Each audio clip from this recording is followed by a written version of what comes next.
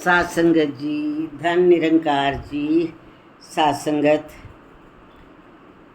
42 number शब्द है जी संपूर्ण अवतार बानी का। इसमें साहिब सच्चे पातशाह फरमा रहे हैं, ज्ञान गुरु दा इंसानां नूं रब दा कर दिखलांदा है।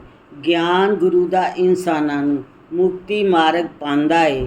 गुरु वाले इस रंग नूं मानन जिस दा रूप ते रंग नहीं।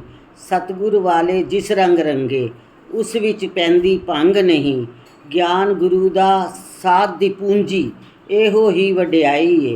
ज्ञान गुरु दा रख के सीने संतां शोभा पाई है। नाम हरि दा सार गुरु दी, नाम हरि दा योग भी है। नाम हरि दा प्राण ते पिंडा, नाम दवाई रोग भी है। रंगे ने जो ज्ञान गुरु दे हर दी सेवा करदे ने। एक निरंकार हरि दे वांगू ना जमदे ना मरदे ने। करदे चलो गल हरि दी, इस तो वड्डी गल नहीं। नहीं अवतार भरोसा तन दा, अज ता है पर कल नहीं। सात संगत कहते हैं गुरु की बात ही करते जाओ, इस निरंकार प्रभु परमात्मा ईश्वर की बात करते जाओ। इससे बढ़िया कोई बात नहीं है। बाकी सिर्फ माया, एक निरंकार है और एक माया है। अगर निरंकार की बात नहीं कर रहे तो समझो तुम माया की बात कर रहे हो। इसलिए माया की बात छोड़ के सिर्फ एक हरि की बात, एक प्रभु की बात, एक ईश्वर की बात करो, तभी तुम वड्याइयों के मालिक बन जाओगे। तुम्हारे सारे वड्याई करेंगे, जबकि वड्याई सारी गुरु की होती है, क्योंकि ज्ञान गुरु का है। समझाता ये है, जीना ये सिखाता है, आसान कर देता है ये ज़िंदगी का सफ़र। तो सत्संग सारी बड़ाई इसकी है, पर ये अपने संतों को देता है। सत्संगत ज्ञान गुरु दा रख के सीने संतां शोभा पाइए। सत्संगत अपने सीने में ज्ञान गुरु का हमेशा याद रखते हैं और इनकी बड़ी बड़ाई होती है, ये शोभा पाते हैं। सत्संगत एक बहन बताया करती थी, कहती घर की गृहिणी होती है। जो गृहिणी होती है तो वो क्या करती है, सारा दिन अपने घर की सफाई करती है। अपने घर के किसी कोने में वो कूड़ा नहीं रहने देती, उसको सजाती है, संभालती है। लेकिन कोई भी उनके घर आता है ना तो वो उसकी बड़ाई कर जाता है। अरे बड़ाई की क्या बात, घर तो उसने अपना साफ करा, मेरा थोड़ी साफ करा है। लेकिन कहते हैं शोभा दूसरे से पाओ, घर अपना साफ करो, शोभा दूसरे से लो। तो साथ संगत ऐसे ही इन्होंने कहा है, घर अपना साफ करना है। ये दिल, ये जो दिल का हुजरा है, इसको साफ आपने अपना करना है, लेकिन शोभा दूसरों से लेनी है। सत्संगत बहुत एक छोटी सी बात है, पर बड़ी प्यारी लगी कि वाकई ये कितनी प्रैक्टिकल बात है कि औरत घर तो अपना साफ करती है, लेकिन जो भी आता है उनका घर देखा मज़ा आ गया। उनका घर बहुत अच्छा था, उनका घर साफ़ सुथरा था, उसने बहुत ही अच्छा सजाया हुआ था, बहुत अच्छा संभाला हुआ था। शोभा दूसरों से पानी है। इसी तरह हमने ये अपने दिल का जो घर है, ये जो घर है हमारे अंदर, जो घर है, इसको साफ़ सुथरा रखेंगे तो वड्याई वड्याई है। अब साफ़ रखने के ये हज़ारों तरीके बताता है। हम तो बहुत लकी हैं, बहुत किस्मत वाले हैं। सत्संगत संसार में बहुत कथा होती हैं, बहुत कहानियाँ होती हैं, बहुत पाठ होते हैं, बहुत कीर्तन होते हैं, बहुत जागरण होते हैं, लेकिन जीवन में चलना वो बहुत अच्छी बात है। वो कान रस है। हमारे 2-3 घंटे बड़े सुंदर बीतते हैं, ना कोई चुगली में, ना निंदा में, ना कोई घर के झमेले में, वो बहुत अच्छा टाइम बीतता है।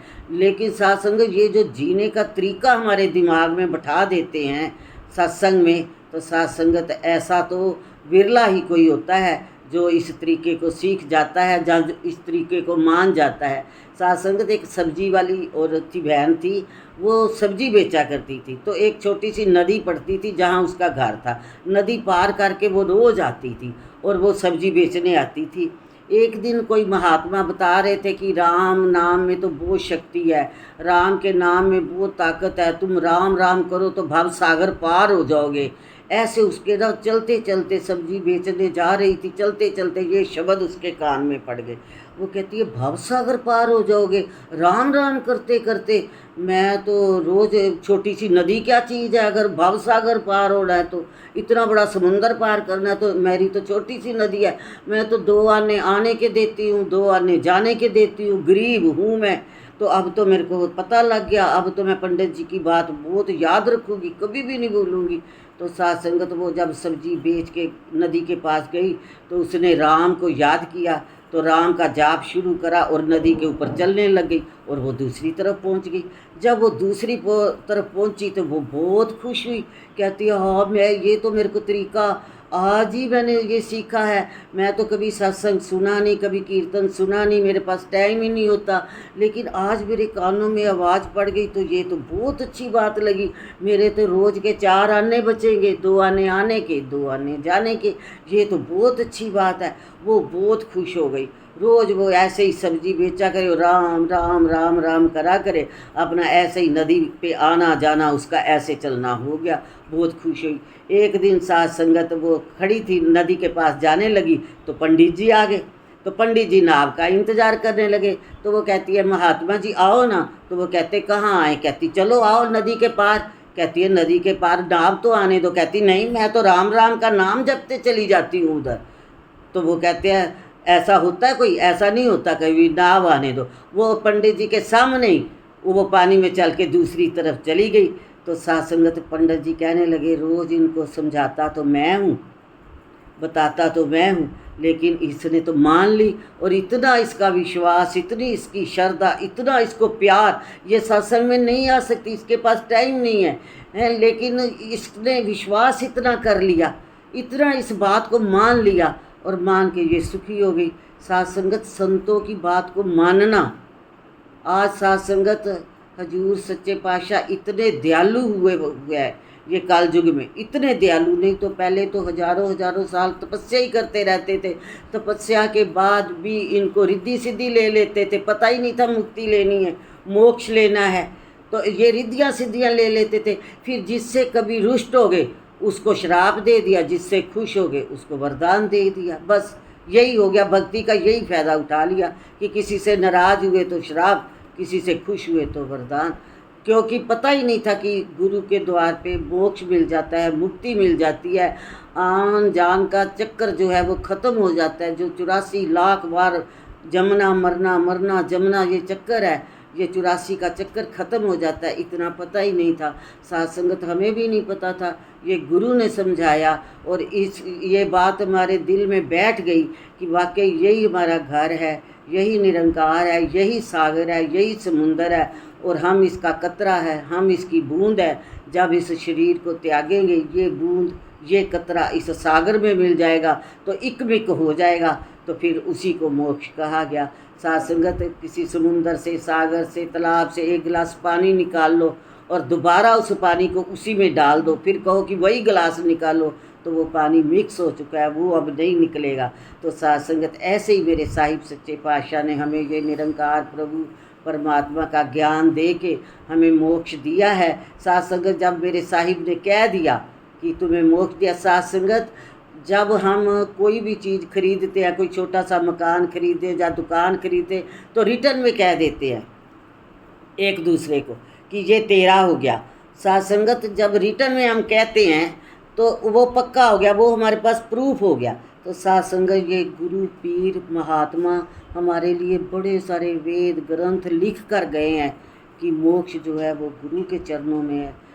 बाकी तो सारी दुनिया की चीज़ें मिल जाएगी, लेकिन जो मोक्ष है वो गुरु के पास मिलेगा। साथ संगत बाकी जितनी भी चीज़ें मिलेंगी, चाहे बेटी मांगो, चाहे बेटे मांगो, चाहे घर बार मांगो, चाहे कारोबार मांगो, चाहे पैसा मांगो, सोना चांदी मांगो, बीवी मांगो या पति मांगो, जो भी मांगोगे मिलेगा, लेकिन वो यहाँ पे ही रह जाएगा, वो हमारे साथ नहीं जाएगा।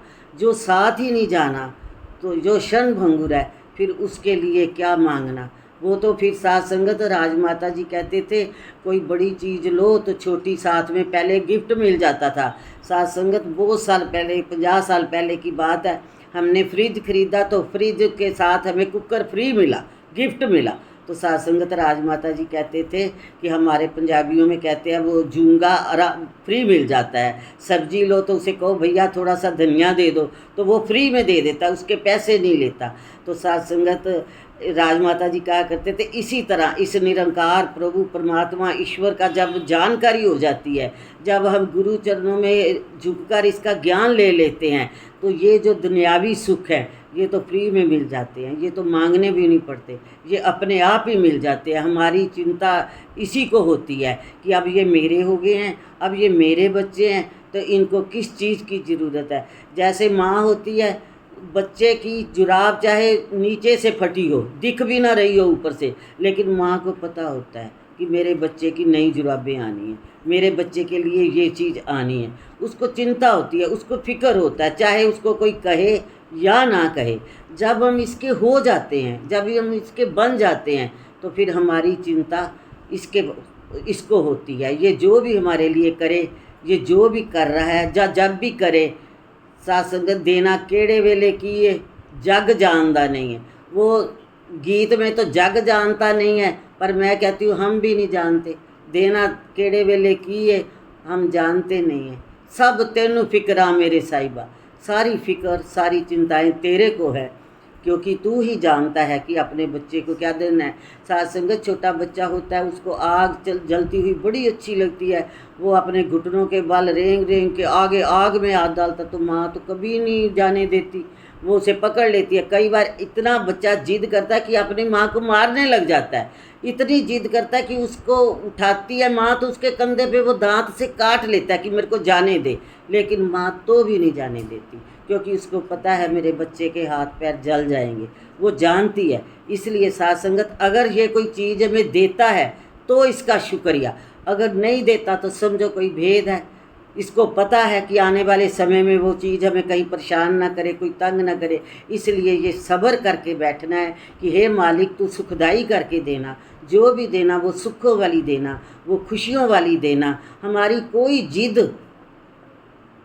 बेशक ना मानना, हम जिद करें भी ना तेरे साथ, तो जो भी देना वो हमारे सुखों के लिए देना, अपने संतों को खुशियों की वाली चीज़ें देना, वो सुख देना, वो आराम देना, वो इनको संतोष देना, वो इनको दृढ़ता देना अपने दरबार पे कि जैसे भी ये मेरा साहिब हमारे लिए जो भी करेगा वो बहुत अच्छा करेगा, जो भी देगा वो बड़ा सुखदाई करके देगा, ऐसी ही कामना है।